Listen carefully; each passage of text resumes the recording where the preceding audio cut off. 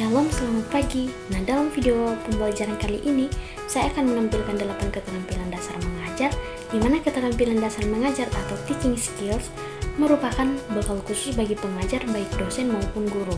Nah, keterampilan dasar mengajar ini menjadi peran penting dalam menciptakan proses pembelajaran yang efektif dan juga efisien, sehingga keterampilan dasar mengajar ini sangat diperlukan karena bagaimana seorang profesionalitas dan baiknya seorang guru maupun dosen itu tergantung bagaimana keterampilan dasar mengajar yang ia kuasai. Nah, dalam video kali ini ada 8 keterampilan dasar mengajar yang akan aku share kali ini. Apa saja keterampilan itu? Yuk simak video ini sampai habis.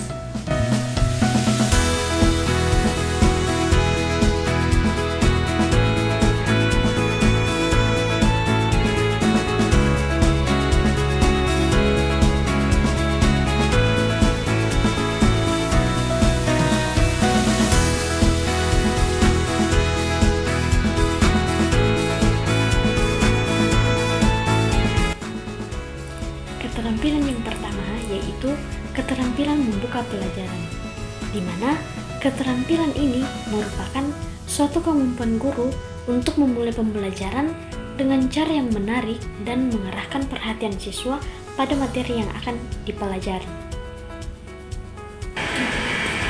Selamat pagi anak-anak. Pagi Bu. Oke, sebelum kita memulai pembelajaran kita pada siang hari ini, alangkah baiknya salah satu dari kalian bisa memimpin kita dalam doa pembuka. Dipersilakan kepada Sylvie.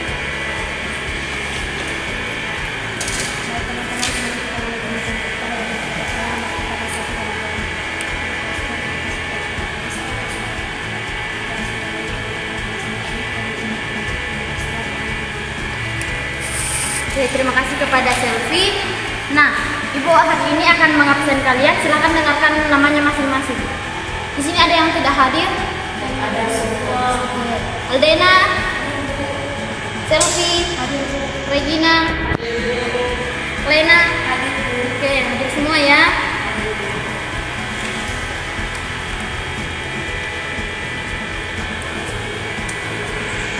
Ya. Jadi hari ini kita akan belajar tentang pemberdayaan komunitas berbasis kearifan lokal. Nah, dalam topik kali ini kita akan membahas 2 bagian. Yang pertama, aksi pemberdayaan komunitas dan partisipasi masyarakat lokal. Kemudian yang kedua yaitu pelaksanaan pemberdayaan komunitas lokal. Nah, namun sebelum kita bahas satu persatu, Ibu akan menyampaikan tujuan pembelajaran dalam materi kali ini. Yang pertama, peserta didik diharapkan mampu menjelaskan berbagai aksi pemberdayaan komunitas serta bentuk partisipasi masyarakat lokal dengan contoh yang relevan dengan kearifan lokal. Kemudian yang kedua yaitu menguraikan tahapan pelaksanaan pemberdayaan komunitas lokal mulai dari perencanaan, pelaksanaan, hingga evaluasi serta mengaitkannya dengan nilai-nilai kearifan lokal. Keterampilan yang kedua yaitu keterampilan menjelaskan. Nah, dalam keterampilan ini berarti kemampuan guru untuk menyampaikan materi secara jelas, terstruktur, dan mudah dipahami siswa sesuai dengan tingkat kemampuan siswa. Nah, kemudian kita masuk dalam pembelajaran inti. Jadi, sembari Ibu menjelaskan di depan, kalian juga sambil mencatat hal-hal penting yang Ibu akan jelaskan di depan. Paham? Oke. Yang pertama, aksi pemberdayaan komunitas dan partisipasi masyarakat lokal, yaitu berbagai aksi pemberdayaan komunitas. Nah, dalam berbagai aksi pemberdayaan komunitas ini dikatakan bahwa pemberdayaan masyarakat merupakan upaya yang sangat penting dalam mengatasi berbagai tantangan dan keterpurukan yang dihadapi oleh masyarakat. Nah, dalam aksi pemberdayaan komunitas ini terdapat 5 bidang. Yang pertama, bidang sosial. Kemudian yang kedua, bidang seni budaya. Kemudian bidang ekonomi. Kemudian bidang pendidikan dan bidang lingkungan. Kita akan bahas satu persatu. Yang pertama, bidang sosial. Nah, pemberdayaan masyarakat di bidang sosial merupakan upaya untuk meningkatkan kapasitas, partisipasi, dan kemandirian masyarakat masyarakat dalam mengatasi berbagai permasalahan yang dihadapi. Contohnya itu seperti gerakan masyarakat hidup sehat atau Germas, yaitu gerakan yang bertujuan untuk meningkatkan kapasitas, partisipasi dan kemandirian masyarakat dengan meninggalkan kebiasaan dan perilaku masyarakat yang tidak sehat. Kemudian lanjut dalam bidang seni budaya. Di sini dikatakan bahwa pemberdayaan masyarakat di bidang seni dan budaya adalah proses yang bertujuan untuk meningkatkan partisipasi, penghargaan dan penguasaan terhadap warisan budaya serta ekspresi seni lokal. Nah, salah satu contoh di bidang seni budaya ini adalah pembentukan sanggar tari atau musik tradisional, drama dan kriya dapat meningkatkan keterampilan dan kecintaan generasi muda terhadap budaya lokal. Kemudian lanjut yang ketiga yaitu bidang ekonomi. Nah, bidang ekonomi sendiri ini adalah masyarakat merupakan suatu usaha sadar dan terencana dalam mengubah kondisi ekonomi masyarakat baik secara individu maupun kelompok dengan tujuan meningkatkan kapasitas, kehidupan, kemandirian dan kesejahteraan masyarakat. Nah, salah satu contoh dalam bidang ekonomi ini yaitu usaha UMKM. Kemudian lanjut dalam bidang pendidikan. Jadi di bidang pendidikan ini pemberdayaan masyarakat dapat dilakukan melalui jalur pendidikan informal dan non-formal, di mana pendidikan non-formal merupakan pendidikan yang bertujuan untuk mengamati, menambah dan melengkapi pendidikan formal dalam rangka mendukung pendidikan sepanjang hayat. Kemudian yang kedua yaitu pendidikan informal. Nah, pendidikan informal ini adalah pendidikan yang terjadi sepanjang hidup ketika setiap individu memperoleh nilai, keterampilan dan pengetahuan dari pengalaman sehari-hari mereka.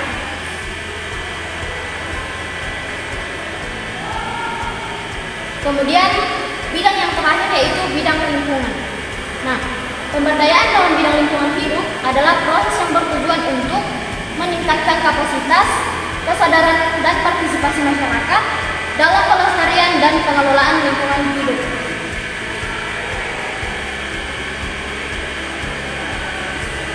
Kemudian kita masuk dalam partisipasi masyarakat dalam aksi pemberdayaan komunitas.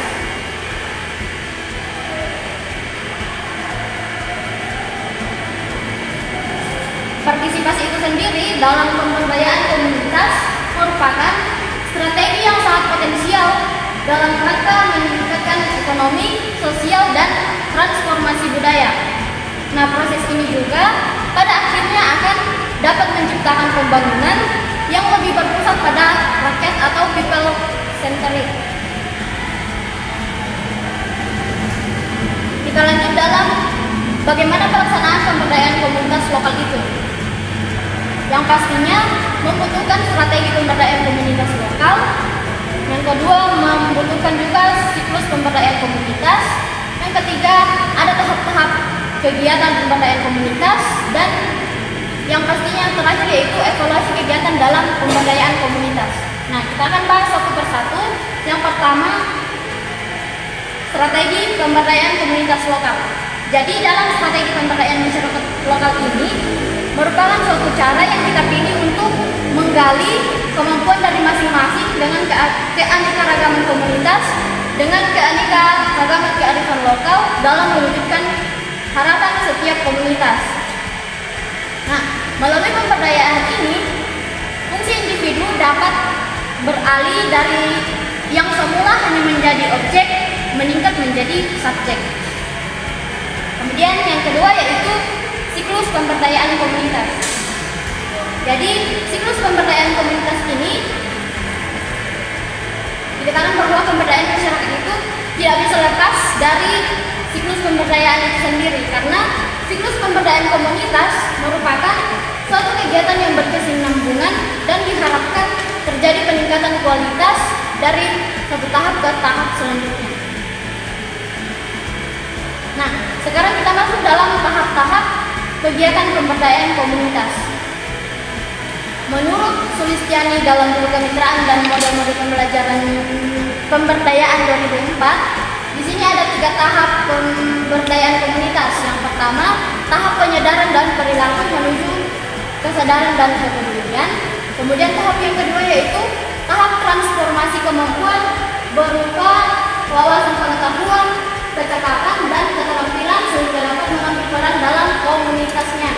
Kemudian yang ketiga yaitu peningkatan kemampuan intelektual dan kecakapan keterampilan. Nah, kemudian keterampilan yang ketiga yaitu keterampilan mengelola kelas, yaitu kemampuan guru menciptakan dan mempertahankan kelas yang tertib, kondusif, dan efektif untuk belajar. Yang terakhir itu yaitu evaluasi kegiatan pemberdayaan komunitas, di mana yang di belakang itu silakan dengarkan ibu dulu menjelaskan di depan. Tunggu selesai ibu menjelaskan baru kalian berdiskusi. Karena ada waktu ini. Kita lanjut. Evaluasi merupakan fungsi manajemen yang dilakukan setelah kurun waktu tertentu atau setelah suatu kegiatan telah berlaku. Nah, secara umum evaluasi ini ada 2 jenis. Yang pertama evaluasi proses dan yang kedua evaluasi dampak. Di mana evaluasi proses dilakukan pada saat program atau kegiatan tengah berlangsung atau sedang berlangsung, yang bertujuan untuk memperbaiki pelaksanaan pemberdayaan komunitas. Kemudian yang kedua yaitu evaluasi dampak. Dari evaluasi dampak ini dilakukan ketika program atau kegiatan sudah berakhir dengan tujuan untuk mengukur dampak serta menghimpun pelajaran atau pengalaman yang berguna. Kemudian keterampilan yang keempat yaitu keterampilan bertanya. Berarti kemampuan guru dalam menggunakan pertanyaan secara efektif untuk menggali pemahaman siswa, memancing berpikir kritis, dan melibatkan siswa secara aktif. Ya, jadi itulah penjelasan Ibu sedikit tentang materi pemberdayaan komunitas berbasis kearifan lokal. Nah, dari penjelasan Ibu tadi, apakah masih ada yang belum dipahami? Silakan ditanyakan. Ada Bu.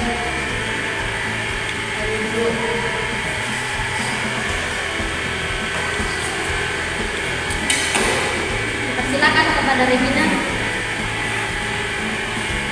Saya ingin bertanya Ibu, coba Ibu berikan salah satu contoh pemberdayaan masyarakat dalam bidang ekonomi. Oke. Nah, seperti Ibu jelaskan tadi tentang pemberdayaan komunitas di bidang ekonomi, bahwa pemberdayaan ekonomi itu merupakan suatu usaha sadar dan terencana dalam mengubah kondisi ekonomi masyarakat baik secara individu maupun kelompok. Nah, salah satu contohnya itu kita bisa melihat usaha UMKM di sekitar kita, di mana pelatihan UMKM ini akan membantu masyarakat mengembangkan keterampilan berbisnis seperti produksi, pengemasan, dan pemasaran, sehingga pendapatan mereka dapat meningkat dan ekonomi lokal menjadi lebih kuat. Bagaimana dengan Regina? Oke. Apakah masih ada yang ingin ditanyakan? Tidak, Bu. Oke, kita lanjut ya.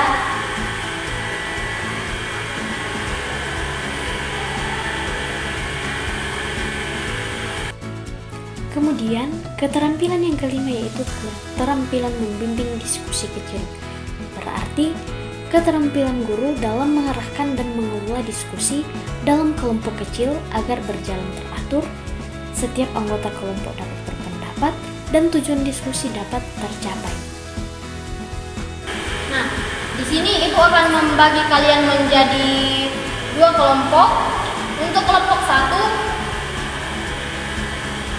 Lena dan Selvi. Kelompok 2, Dina dan Aldena.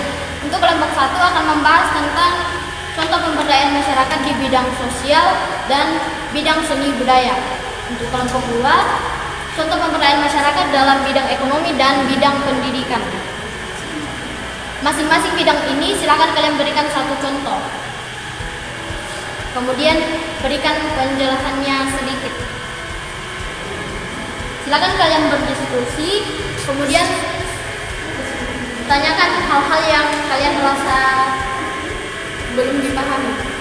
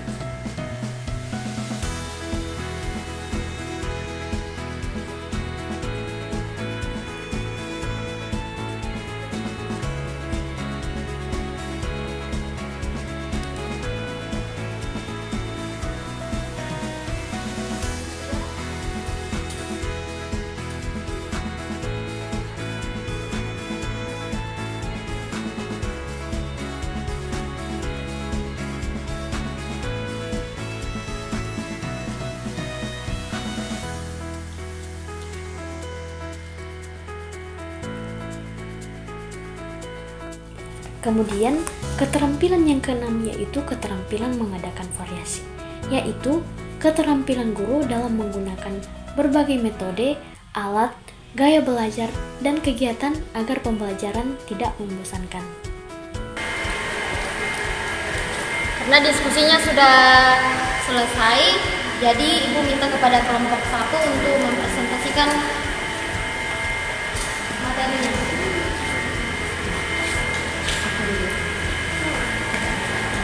Terima kasih kesempatan telah diberikan kepada kami kelompok 1 untuk mempresentasikan diskusi kami pada saat ini, yang dimana materi kami adalah mencari contoh pemberdayaan masyarakat dalam bidang sosial dan bidang seni budaya. Yang pertama dari bidang sosial.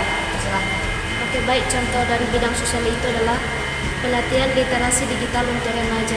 Remaja diajarkan cara menggunakan teknologi secara positif, meningkatkan kemampuan sosial dan melindungi masyarakat dari hoax dan nilai-nilai media sosial. Kemudian di bidang seni budaya itu ada contohnya yaitu pelatihan tari tradisional, di mana anak-anak dan remaja dilatih menari tarian daerah. Itu untuk melestarikan budaya lokal dan menumbuhkan rasa bangga terhadap Indonesia. Ya, jadi Kemudian keterampilan yang ketujuh yaitu keterampilan memberikan penguatan. Nah, keterampilan memberikan penguatan berarti kemampuan guru memberikan respon positif untuk meningkatkan semangat dan perilaku baik siswa selama pembelajaran berlangsung.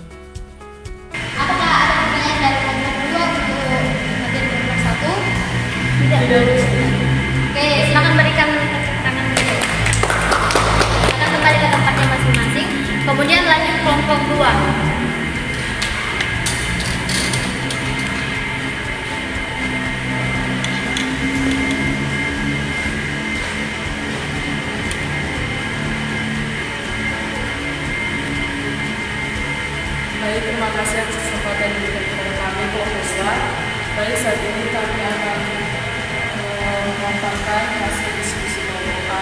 mengenai yaitu contoh pemberdayaan masyarakat dalam bidang ekonomi dan bidang kehidupan. Dan yang menjelaskan Masuk kepada pemberdayaan masyarakat di bidang ekonomi, contohnya itu seperti koperasi dan kelompok usaha bersama. Itu seperti batik tulis Lasang atau Jawa Tengah, memberdayakan kerajinan batik dengan sistem koperasi untuk pembelian bahan baku, pemasaran bersama, dan pelatihan kualitas.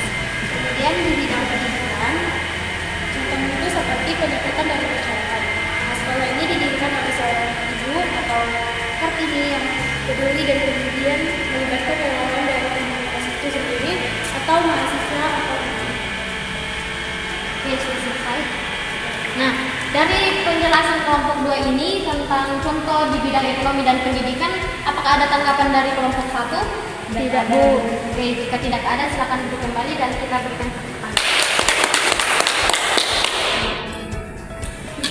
Nah, dari penjelasan Ibu dari awal tadi tentang materi kita hari ini, kemudian diskusi kelompok 1 dan kelompok 2, apakah masih ada hal yang ingin ditanyakan yang belum dipahami? Paham. Oke. Kemudian, keterampilan yang terakhir atau keterampilan yang ke-8 yaitu keterampilan menutup pelajaran, yaitu kemampuan guru untuk mengakhiri pembelajaran dengan memberikan rangkuman dan memastikan siswa memahami inti materi yang sudah dipelajari. Nah, kalau begitu, untuk mengatas kalian bahwa kalian sudah memahami materi kita pada siang hari ini, Ibu minta salah satu kesediaan dari kalian bisa merefleksikan kembali materi yang sudah dipelajari, karena kalian sudah mengatakan bahwa kalian sudah memahaminya. Oke, dipersilakan kepada Lena. Refleksi untuk materi kita yaitu pemberdayaan komunitas berbasis masyarakat ini, yaitu pemberdayaan komunitas berbasis masyarakat mengajarkan kita bahwa perubahan sosial dalam keberlanjutan harus berangkat dari kebutuhan, potensi, dan partisipasi aktif dari warga itu sendiri, di mana masyarakat bukan hanya menjadi penerima bantuan, tetapi juga pelaku utama dalam merencanakan, melaksanakan, dan mengevaluasi program. Nah, selain itu, selain meningkatkan kemandirian, pendekatan ini juga dapat memperkuat rasa memiliki solidaritas sosial dan kepercayaan diri komunitas dalam menghadapi berbagai persoalan sosial. Sekian, terima kasih. Oke, jadi itulah tadi refleksi dari teman kalian. Apakah masih ada yang ingin menambahkan? tidak, Bu. Oke, Ibu rasa sudah cukup ya tentang refleksi materi kita. Kemudian kita masuk dalam kesimpulan materi kita, yaitu pemberdayaan komunitas berbasis kearifan lokal adalah proses membantu masyarakat agar lebih mandiri dengan memanfaatkan potensi budaya, sosial, ekonomi, pendidikan, dan lingkungan yang mereka miliki. Nah, keberhasilan pemberdayaan sangat bergantung pada partisipasi aktif masyarakat. Pelaksanaannya bisa dilakukan melalui tahapan penyadaran, peningkatan kemampuan, hingga penguatan keterampilan. Nah, untuk itu, untuk memastikan bahwa program pemberdayaan itu berjalan dengan baik, maka akan dilakukan evaluasi proses dan evaluasi dampak. Secara keseluruhan, pemberdayaan ini bertujuan untuk meningkatkan kesejahteraan dan meningkatkan kualitas hidup masyarakat. Ya, mungkin sampai di sinilah pertemuan kita pada siang hari ini. Untuk pertemuan berikutnya kita akan masuk dalam materi yang baru mengenai gejala sosial. Jadi silakan kalian mempersiapkan sedikit-sedikit catatan, karena minggu depan Ibu akan bertanya kepada kalian satu persatu. Oke, karena tadi kita sudah membuka pelajaran dengan berdoa, maka ada baiknya juga kita tutup dengan berdoa yang akan dipimpin oleh Alden. Teman-teman, sebelum kita berdoa, ala katanya kita bisa berdoa. Tuhan, kami akan berdoa untuk masing-masing. Kiranya Tuhan yang menyertai kami dalam perjalanan kami dan sampai di tujuan kita masing-masing. Hanya ini doa dan permohonan kami di dalam nama Yesus kami berdoa dan bersyukur. Haleluya. Terima kasih kepada Aldena. Selamat siang. Ya, jadi itulah tadi 8 keterampilan dasar mengajar yang wajib kamu miliki sebagai calon pendidik. Jadi, keterampilan dasar mengajar termasuk ke dalam aspek how to teach atau bagaimana kalian mengajarkan siswa. Nah, keterampilan dasar mengajar bukan hanya tentang menyampaikan materi, tetapi lebih luas daripada itu. Mulai dari pembinaan, sikap, emosional, kebiasaan, karakter, dan juga nilai. Cukup sekian yang bisa saya sampaikan. Sampai jumpa di lain hari. Shalom dan selamat pagi.